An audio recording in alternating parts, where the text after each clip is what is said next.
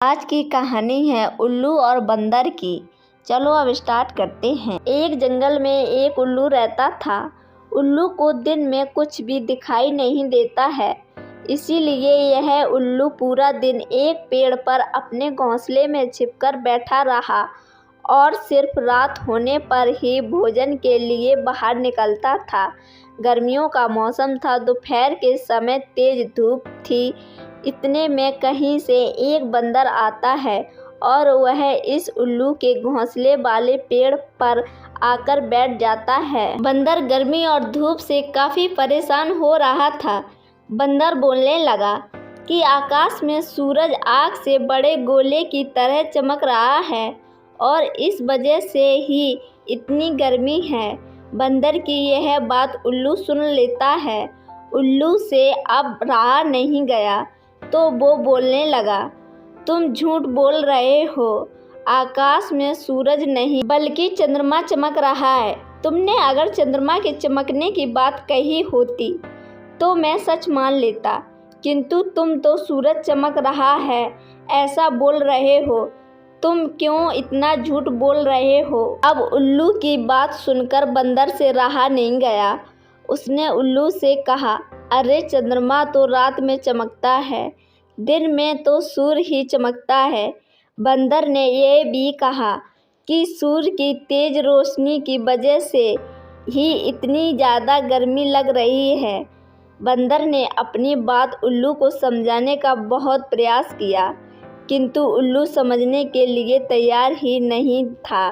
वो तो अपनी जिद पर ही अड़ा रहा। उल्लू ने अब बंदर से कहा कि चलो हम दोनों इस प्रश्न का हल करने के लिए मेरे एक मित्र के पास चलते हैं, वही इसका निर्णय करेगा। बंदर और उल्लू दोनों एक दूसरे पेड़ पर जाते हैं, जहाँ पर उल्लुओं का एक बड़ा झुंड बैठा था।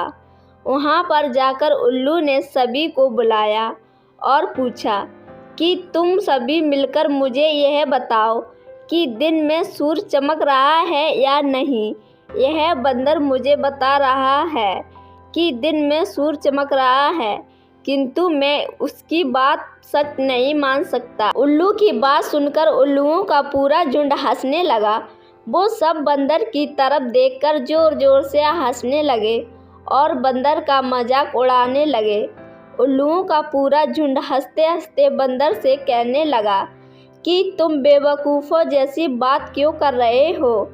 इसी समय दोपहर को आकाश में चंद्रमा की चमक रहा है और आकाश में सूर्य के चमकने की झूठी बात बोलकर तुम हमारे झुंड में झूठ का प्रचार मत करो। सारे उल्लुओं के समझाने के बावजूद भी बंदर अपनी बात पर अड़ा रहा। अब बंदर उन सभी की बात समझाने के लिए तैयार नहीं था, इसीलिए सभी उस पर बहुत गुस्सा करते थे और वो सभी मिलकर बंदर को मारने लगते हैं। दिन का समय था, इसीलिए उन सभी उल्लुओं को कम दिखाई देता था। इसी वजह से बंदर वहाँ से बचकर भाग निकलने में सफल होता है और वो इसी प्रकार अपने प्राण बचा लेता है। इस कहानी से हमें शिक्षा मिलती है कि मूर्ख लोग केवल अपनी ही बात को सच साबित करने में लगे रहते हैं और किसी का भी नहीं सुनते हैं। ऐसे मूर्ख लोग अपने से सत्य को भी असत्य साबित करने में सफल हो सकते हैं। अगर मेरी ये कहानी आपको पसंद आई है तो कमेंट करना, लाइक शेयर सब्सक्राइब करना।